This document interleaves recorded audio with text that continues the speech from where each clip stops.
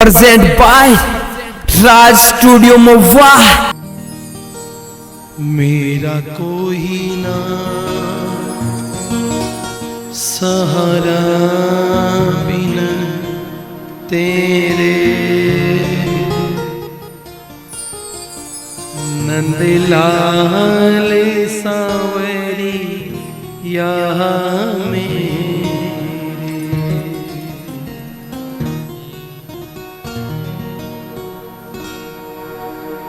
कोई ना सहारा बिन तेरे, नंदलाल सांवरिया में। बारंबार सर्वप्रथम सभी को प्रणाम करता हूं।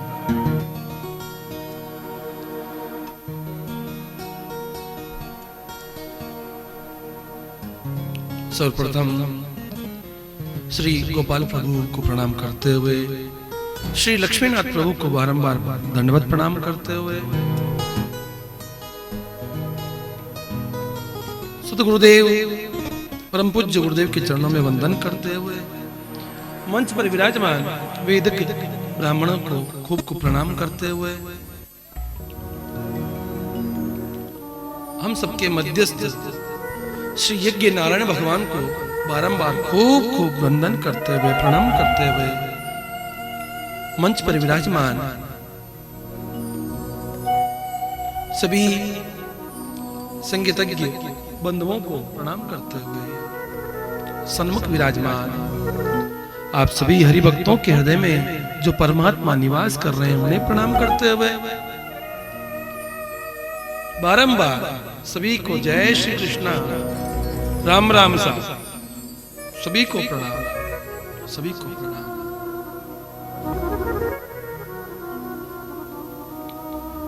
आज इस दिव्य भागीरथी का द्वितीय दिवस है, द्वितीय सत्र है।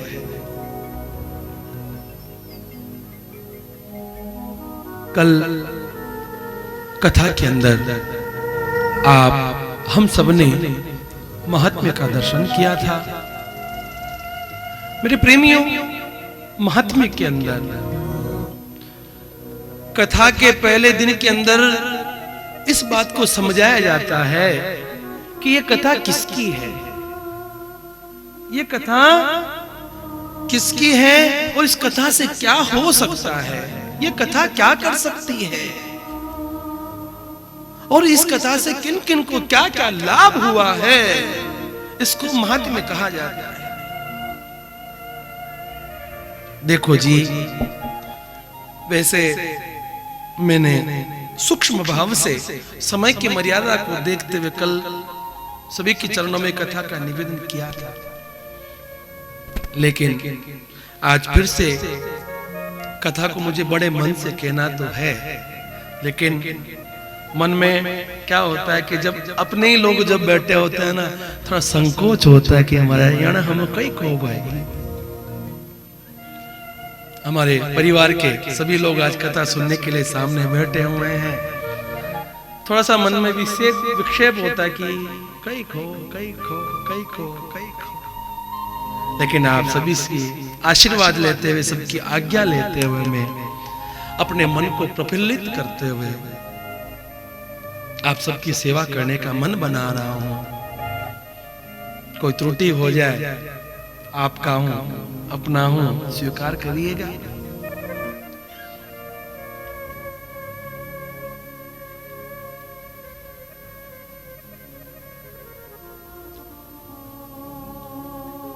मेरे प्रेमियों, कथा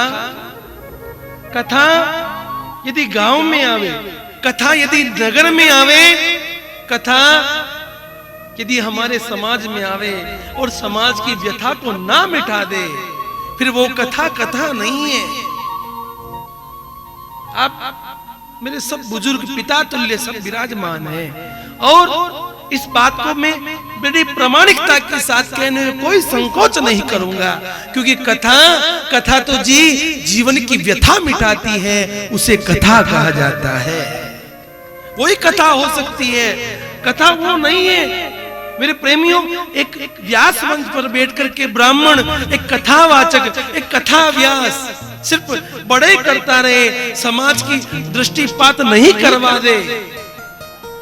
अजी ये कथा किस हेतु से आती है? कथा समाज के सुधार के लिए आती है। नारायण। मेरे प्रेमियों, कथा का होना, कथा का हो पाना, कथा के समीप जा पाना, कथा के सन्मुख जा पाना, अजी ये तो वो बात है रेगिस्तान के अंदर। श्याम जी, पानी का महत्व, जल का महत्व उससे समझ में आता है जिसको समय पे पानी नहीं मिलता है। पानी का असली महत्व उसे ज्यादा समझ में आता है। अजी रोटी का महत्व उससे समझिएगा जिसको 2 वक्त का भोजन नहीं मिलता है, जिसको खाने के लिए भैया निवाला नहीं मिलता है ना, उससे पूछिएगा रोटी का महत्व क्या होता है। जब भगवान की कृपा से, भगवान की अनुकंपा से सर्व गुण संपन्न हो जाए व्यक्ति, तो समय का, सत्ता का कोई भान नहीं होता है। यही अभिमान होता है हे नारायण, यही गुमान होता है। मेरे प्रेमियों, आप सबको बताना चाहूंगा, अजी ये यज्ञ, ये मंदिर, ये सब तो बहाना है। असल में मेरे गोविंद, मेरे लक्ष्मीनाथ, आप हम सबके जीवन को परिवर्तन करना चाहते हैं।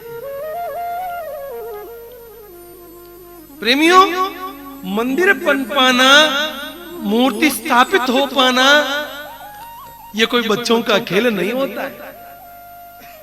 और मैंने सुना अपने कार्यकर्ताओं से कि लगभग 6 वर्षों से तपस्या चल रही है, फिर मंदिर बना है, अब लक्ष्मीनाथ विराजमान होने वाले हैं। अजी साथ में कथा आई है, तो आप मान करके चलिएगा महाराज, सब मान करके चलिएगा, अब कुछ नया होने वाला है। परमात्मा जब कृपा करते हैं ना, परमात्मा कृपा करते हैं, उससे पहले अनुभूति इसी प्रकार होती है नारायण, इसी प्रकार होती है।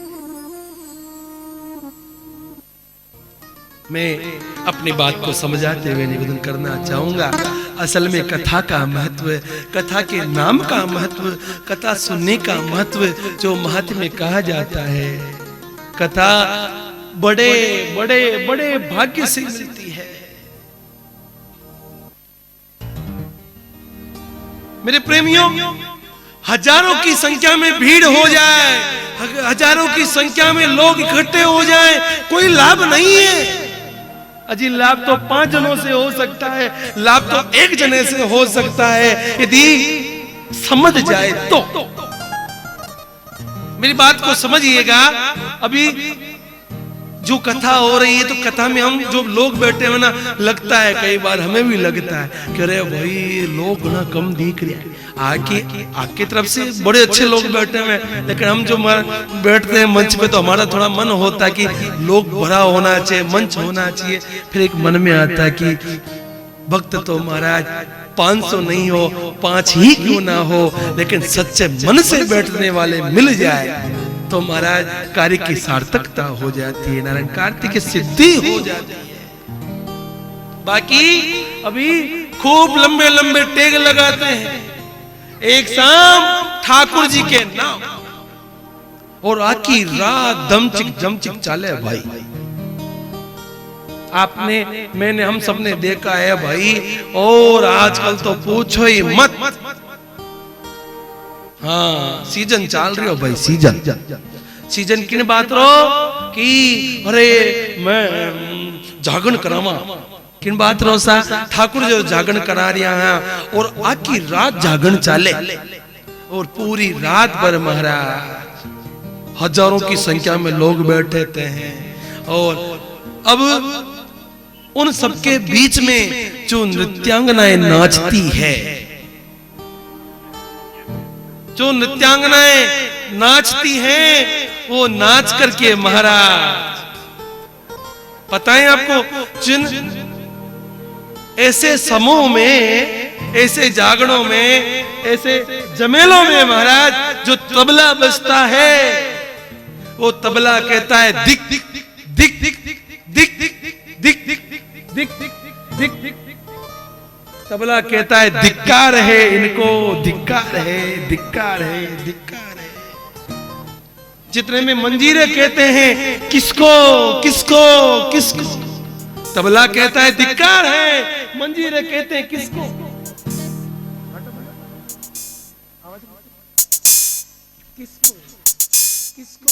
किसको किसको वो नृत्यांगना नाचती हुई कहती है इसको भाई, इसको इसको इसको, इन सबको धिक्कार है महाराज। ये रात भर, पूरी रात भर मुझे देख रहे थे, मुझ में क्या देख रहे थे, अजी देख नहीं था खुद को देख लेते, जीवन सार्थक हो जाता महाराज, जीवन सार्थक हो जाता।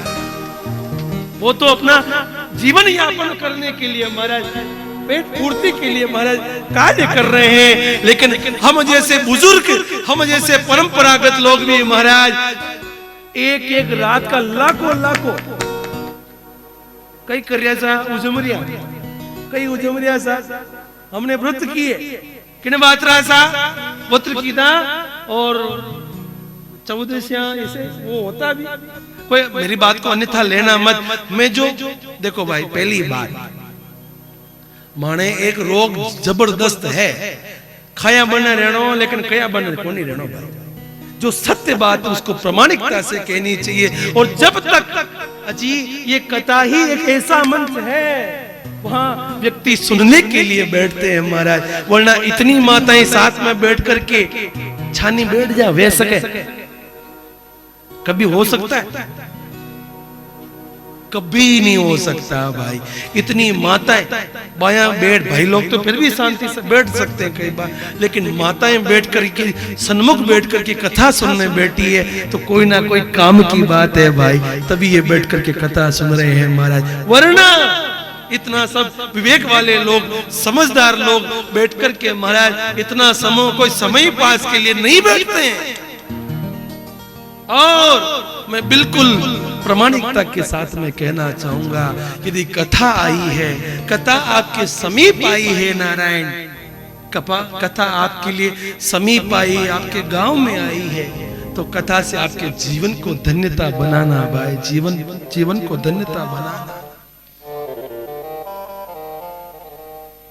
मेरे प्रेमियों, कथा का भाव यही होता है। भागवत क्या है? भक्ति ज्ञान वैराग्य। भागवत यानी कि भक्ति ज्ञान वैराग्य से जो तारण करती है उसे भागवत कहा जाता है नारायण, उसे भागवत कहा जाता है, उसे भागवत कहा जाता है।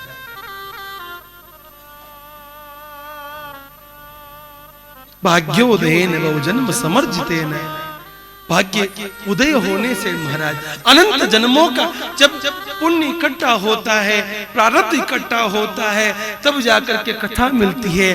कथा में भी भागवत कथा हो तो भाई अहो भाग्य है, अहो भाग्य है, अहो भाग्य है। मेरे प्रेमियों,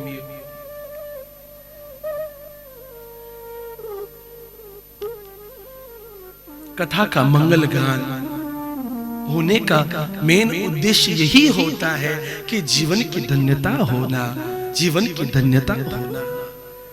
मेरे प्रेमियों, महत्व में कल आप हम सब श्रवण कर रहे थे कि ये कथा क्या करती है। इस कथा को प्रेत पीड़ा विनाशिनी बताया है नारायण। कोई व्यक्ति प्रेत पाप करता करता मर जाए, बात को समझना, हमारी बात समझ में तो सबका आ रही नहीं, ऐसा तो नहीं हो रहा मुंह मन की कर रही हूँ, गांगरा सबका ऊपर माताओं कट रही, सबको समझ में तो आ रही है ना। हावड़ हाँ, आप जो को केवल मैं सब कह दूंगा। हाँ, कथा को प्रेत पीड़ा विनाशिनी बताया। क्यों बताया है? कि कोई व्यक्ति पाप करता करता करता करता मर जाए और मरने के बाद में भी भागवत कथा करवा दी जाए तो ऐसा प्रामाणिकता में बताया गया है कि उसकी मुक्ति होती है, उसकी मुक्ति होती है, नारायण मुक्ति होती है। मेरे प्रेमियों, इसकी प्रामाणिकता में कहा जाता है कि एक धुंधकारी नाम का प्रेत था। हाँ, ये महाराज रे बेट में है। हाँ, पता है। नारायण नारायण, कोई नहीं, आप तो खेलने लो भाई, खेलो, बनाओ, खेलो।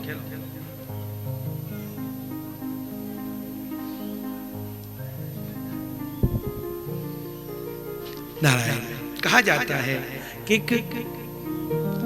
आत्मदेव नाम के ब्राह्मण देवता थे और उन ब्राह्मण देवता के साथ में एक समस्या थी महाराज कि उनके घर में कोई संतान नहीं थी, कोई औलाद नहीं थी।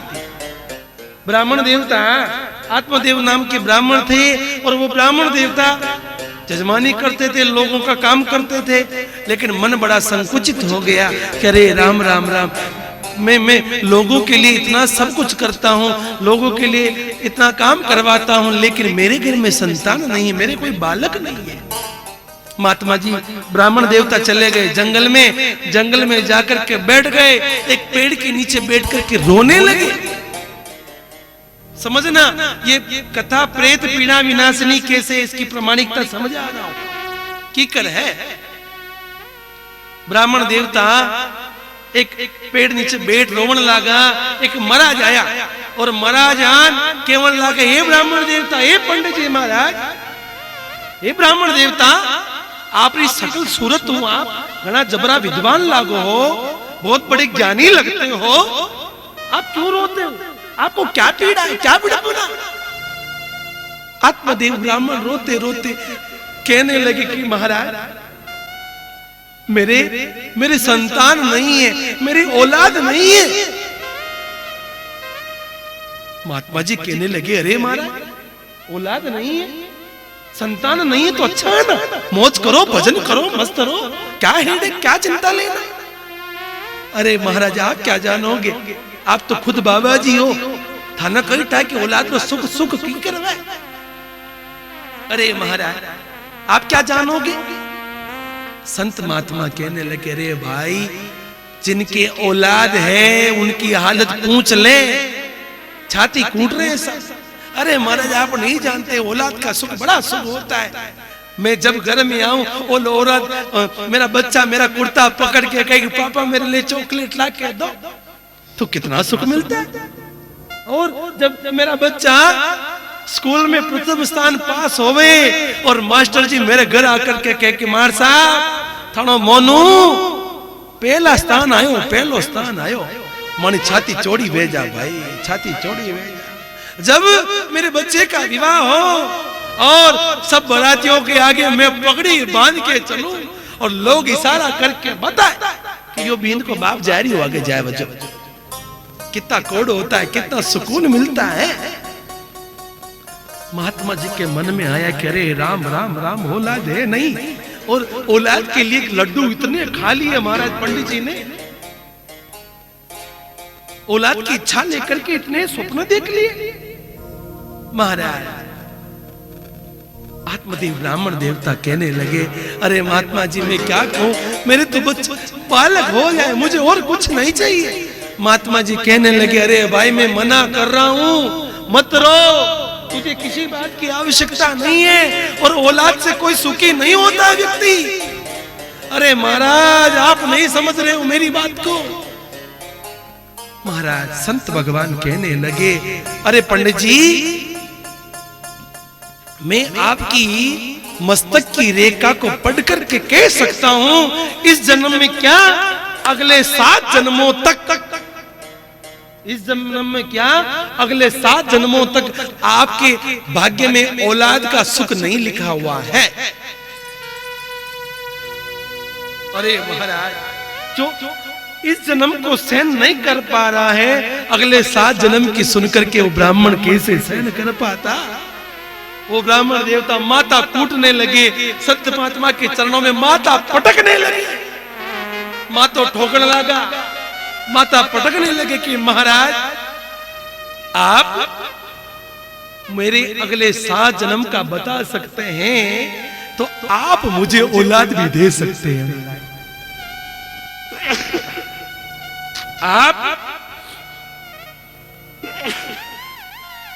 आप मुझे संतान भी दे सकते हैं, मुझे औलाद भी दे सकते हैं महाराज। संत भगवान कहने लगे, अरे भाई, मैंने तेरा दुख बताया है, तेरी पीड़ा को बताया है, तेरी दुविधा को बताया है, तू पीछे पड़ गया है। महाराज, कहा जाता है, प्रेमियों, बताया जाता है कि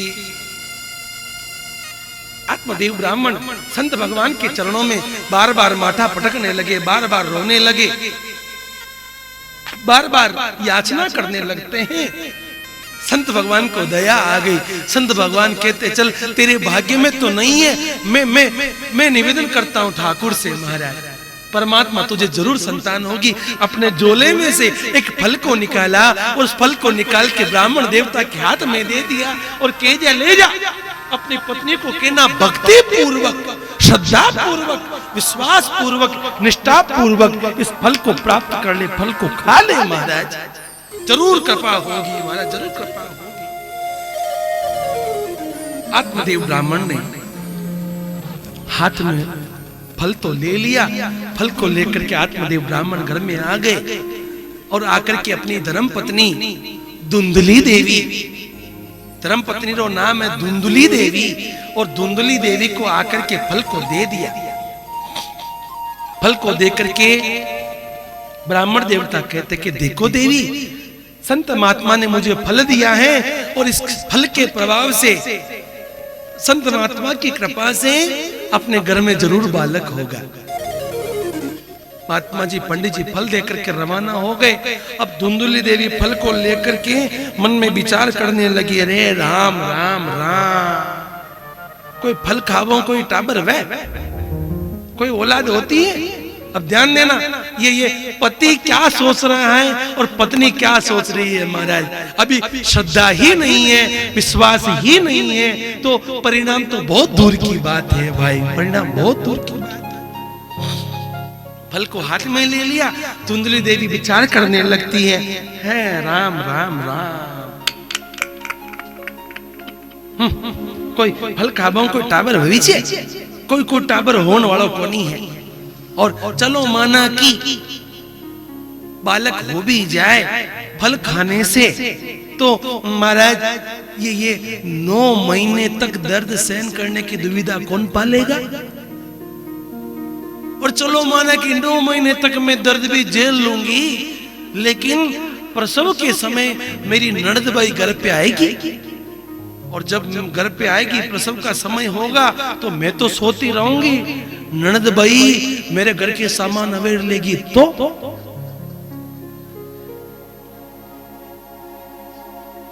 राम राम राम।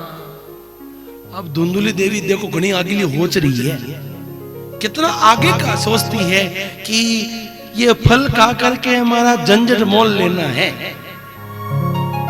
हुने 9 महीना दुख पाओ, ननद भाई घर बेड़ी ना, अपने हुने टोटा पेड़ी ना, अपने टंटो लेनो इसको नहीं है।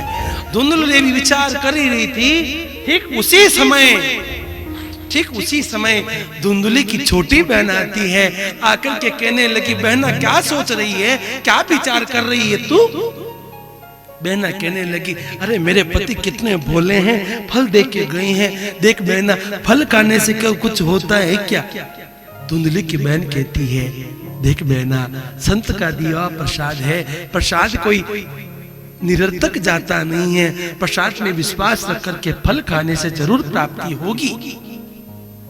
लेकिन बहना एक बात कहूं, कितनी भगवान की लीला है, तेरे यहाँ खाने के लिए भंडार भरे हुए हैं, तो तेरे यहाँ खाने वाला नहीं है, और मेरे खाने वालों की लाइन लगी हुई है, तो खाने के लिए घर में दाना नहीं है। बहना देख बहना, तू यदि कहती हो तो तुझे संतान की आवश्यकता, औलाद की आवश्यकता हो, तो मैं तुझे ला करके दे दूंगी, तू ऐसा करना, मुझे कुछ धन दे देना। लेकिन बहना मैं तुझे कहती हूँ, इस फल को फेंकना मत, इस फल को फेंकना मत। इस फल को आपके घर में, तुम्हारे घर में जो गौ माता है ना, जो गाय बंधी हुई है ना, वो गाय बंदिया है, बाज है, वो भी संतान नहीं दे रही है, उसको भी बछड़ा नहीं हो रहा है। इस फल को गाय को दे देना, गौ माता को खिला दे बेना। मैं वचन देती हूँ तुझे मैं संतान दे दूंगी। महाराज धुंधुलू देवी ने वैसा ही किया। धुंधुलू देवी गौ माता को फल को खिला देती है और खुद बहना के बालक पे विचार करती कि मुझे संतान ला करके दे देगी। और क्या कहनी बात है, समय निकलता है और स्वांग करने लगी कि अरे मुझे संतान होने वाली है। और जैसे ही छोटी बहना को संतान प्राप्ति होती है, छोटी बहना ला करके दे देती है और धुंधुली महाराज कुछ धन दे देती है। और मेरे प्रेमियों, कहा जाता है ठीक उसी समय इधर ब्राह्मण देवता को खुशखबरी मिली कि लो महाराज लाला हो गया, लाला हो गया, लाला हो गया। इधर गौ माता के गर्भ से भी बछड़ा हुआ महाराज। और जैसे ही बछड़ा होता है, शरीर मनुष्य जैसा है, कान गौ माता जैसे हैं। आज ब्राह्मण देवता खुश हो गए कि वाह, आज तो मेरी गौ माता को भी बछड़ा बालक हो गया और मेरी धर्म पत्नी को भी महाराज पुत्र हो गया। कितनी बड़ी बात हो गई। मां लड्डू बांटने लगे, लड्डू बांटने लगे मां लड्डू। ओ हो चटे एक न हो भाई, कई कहनी बाता भाई।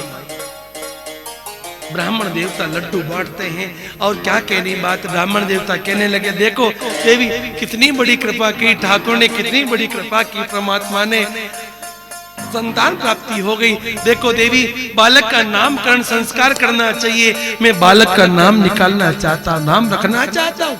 शास्त्र के अनुसार बालक का नाम होना चाहिए। मेरे प्रेम में ध्यान देना, आजकल आप हम सब जो अपने बच्चों के नाम अपने मन से रख देते हैं, ये परंपरा गलत है। ना जी ना, नाम तो शास्त्र के अनुसार, ब्राह्मण के अनुसार ही रखा जाता है। मेरे प्रेमियों, कहा जाता है पंडित जी महाराज आत्मदेव ब्राह्मण कहने लगे देखो देवी, मैं नाम रखना चाहता हूँ। धुंधुली देवी कहती ना जी ना, दर्द सहन मैंने किया है, 9 महीने तक पीड़ा मैंने सहन की है, तो नाम भी मैं रखूंगी। नाम आप क्यों रखेंगे? महाराज क्या कहनी बात है। धुंधली देवी कहती है कि मेरा नाम धुंधली है तो मेरे बच्चे का नाम धुंधुकारी रहेगा। मेरा नाम धुंधली और मेरे बच्चे का नाम धुंधुकारी रहेगा महाराज। और ब्राह्मण देवता कहते देवी मारी मान ले, नाम मन रख दे। पंडितानी मना कर दियो सा, मैं सा नाम तो मैं राखू जो बात करूं। अब बच्चे का नाम रख दिया धुंधुकारी। अब वर्णन आता है श्री ब्राह्मण देवता नारायण गौ माता की गर्भ से जो संतान प्राप्त हुई है, उनका नाम रखते गोकर्ण जी महाराज। समय निकलता है। गोकर्ण पंडितो ज्ञानी धुंधुकारी महाखलय। श्री गोकर्ण जी महाराज बहुत बड़े पंडित निकलते हैं और धुंधुकारी 1 नंबर का पापी निकलता है। धुंधुकारी आए दिन महाराज पिताजी से झगड़ा करता है, पिताजी से लड़ाई करता है। पिताजी रोने लगे, गोकर्ण जी के पास आते हैं और गोकर्ण जी के पास आकर के कहते कि बेटा ये धुंधुकारी मुझसे झगड़ा करता है, मुझसे लड़ाई करता है। जैसे गोकर्ण जी महाराज के पास आते हैं, श्री गोकर्ण जी महाराज को कहते हैं, गोकर्ण जी महाराज कहते पिताजी पेड़ बोया बबूल का तो आम कहां से होए।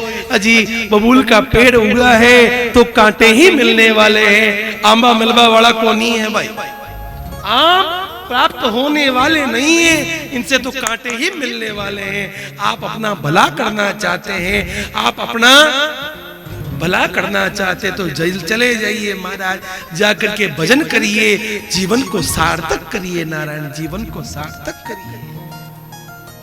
मेरे प्रेमियों, कहा जाता है कि श्री आत्मदेव जी महाराज घर से चले जाते हैं और जाकर के जंगल में भागवत जी का पाठ करते हैं और गोकर्ण जी महाराज भी घर छोड़ के चले जाते हैं। अब घर में केवण वालों कोई को नहीं हो भाई। धुंधुकारी माँ से पैसे मांगने लगा के ला माँ पैसे ला के दे, ला माँ रुपया लान दे। अब माँ खाता में जीता हाँ बैंक को कार्ड लान दे दिया, अलमारी में जीता पड़िया हाँ सब कार्ड दे दिया, लेकिन पड़िया तो डूंगर ही नटे भाई, समाप्त होता है। तो अब पास में पैसा बचा नहीं और माँ से झगड़ने लगा, महाराज मैया पैसा दे, मैया पैसा दे। आए दिन लड़ने लगा, आए दिन मारपीट करने लगा। धुंधुली देवी को लगता है कि औलाद के हाथ से मरने से अच्छा है खुद प्राणों का त्याग कर दो महाराज। जाकर के कुएं में कूद करके आत्महत्या करके महाराज प्राणों का त्याग कर देती है।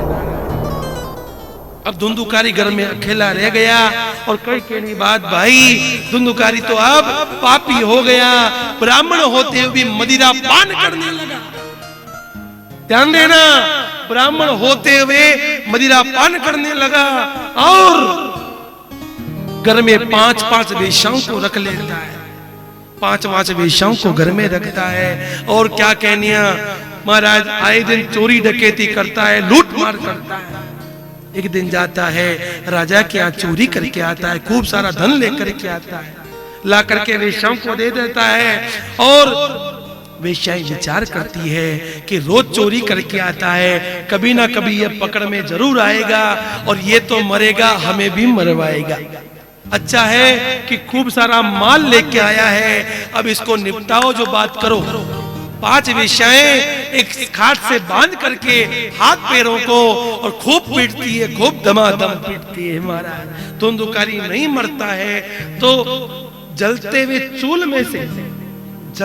चूल में से अंगार लेकर के इस धुंधुकारी के मुख में धूस करके इसको मार डालती है। और मारने के बाद में जलाती नहीं है, उसी के घर में गाड़ करके ये वेश्याएं चली जाती है। ध्यान देना, ये वेश्याएं कहां से सगी हो सकती है भाई, कहां से सगी हो सकती है। प्रेमियों, 5 वेश्याएं और 5 वेश्याएं मार करके नारायण चली गई। अब ये धुंधुकारी प्रेत बन गया महाराज। इधर गोकर्ण जी महाराज को पता लगता है, श्री गोकर्ण जी महाराज गया जी में तर्पण मार्जन करते हैं, पिंडदान करते हैं, पूजन पाजन करते हैं। समय निकलता है, समय निकलने के पश्चात श्री गोकर्ण जी महाराज घर लौटे हैं। रात्रि का समय था, रात्रि के समय में आंख बंद करके भजन के लिए जैसे ही बैठे थे, अब ये प्रेत श्री गोकर्ण जी महाराज को परेशान करने लगा। कभी घोड़ा बोलता है, कभी गधा बोलता है, कभी किसकी रोने की आवाज, कभी किसी की चिल्लाने की आवाज आती है। गोकर्ण जी महाराज हाथ में जल लेते हैं, अभिमंत्रित करके कहते कि कौन हो, मेरे सामने आओ भाई, मेरे सामने आओ। जैसे ही अभिमंत्रण करके जल फेंका, जल फेंकते से ही धुंधुकारी प्रकट हो गया। धुंधुकारी प्रकट होकर के बड़ा कुरूप सा स्वरूप में था। आज ये रोने लगा, चिल्लाने लगा, दहाड़ने लगा। गोकर्ण जी महाराज पूछते कि बताओ तुम कौन हो, मेरे से क्या चाहते हो। धुंधुकारी रोते रोते चिल्लाते हुए कहता कि भैया मैं आपका भाई हूँ। धुंधुकारी, अरे अरे मैंने तुम्हारा श्राद्ध किया है, तुम्हारी मुक्ति नहीं हुई क्या। धुंधुकारी से बोला नहीं जा रहा है। धुंधुकारी को जोरदार प्यास लगी हुई है। धुंधुकारी कहता है भैया मैं प्यासा हूँ, भूखा हूँ, तड़प रहा हूँ, मेरी मुक्ति नहीं हुई है। एक क्या, मेरे आप 100 श्राद्ध भी कर दे, मेरी मुक्ति होने वाली नहीं है। गोकर्ण जी महाराज कहते कि भाई तुम अभी चले जाओ, मैं कल तुम्हारी मुक्ति का कारण जरूर ढूंढूंगा, समाधान जरूर ढूंढूंगा। तुम निश्चित होकर के शांत हो जाओ, तुम्हारा कल्याण मैं जरूर करूंगा, जरूर करूंगा, जरूर करूंगा। मेरे प्रेमियों, कहा जाता है कि श्री गोकर्ण जी महाराज दूसरे ही दिन सूर्य उदय होता है। सूर्य उदय होते से इस भगवान सूर्य से प्रार्थना करते कि हे भगवान सूर्य, मैं क्या करूं जिससे मेरे भाई की मुक्ति हो जाए। भगवान सूर्य देव कहते हैं, करे गोकर्ण जी, आप भागवत का पाठ करिए, भागवत का वाचन करिए, भागवत से ही आपके भाई की मुक्ति हो सकती है। भागवत के बिना आपके भाई की मुक्ति नहीं हो सकती, आपकी मुक्ति कोई नहीं करवा सकता है उनकी मुक्ति। महाराज कहा जाता है श्री गोकर्ण जी महाराज कथा करते हैं और क्या कहने बात, सभी श्रोता लोग बैठते हैं। निरंतर 7 दिनों तक कथा होती है, 7 दिनों तक कथा होती है। और 7वें दिन पास में एक बांस लगा होता है, वो बांस फटता है, उस बांस से महाराज एक सुंदर सा व्यक्ति प्रकट होता है और प्रकट होकर के कहने लगा, भैया आज 7वां दिन है और निरंतर पहले दिन, दूसरे दिन, तीसरे दिन, चौथे दिन, 5वें दिन, 6ठे दिन, 7वें दिन, 7 दिनों तक इस बांस में मैं बैठा था और बांस में बैठ करके मैंने कथा सुनी।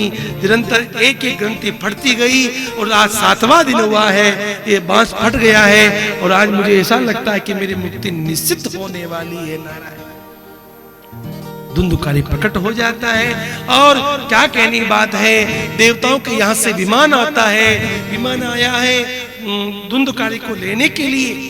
सभी गांव वाले खड़े हो गए,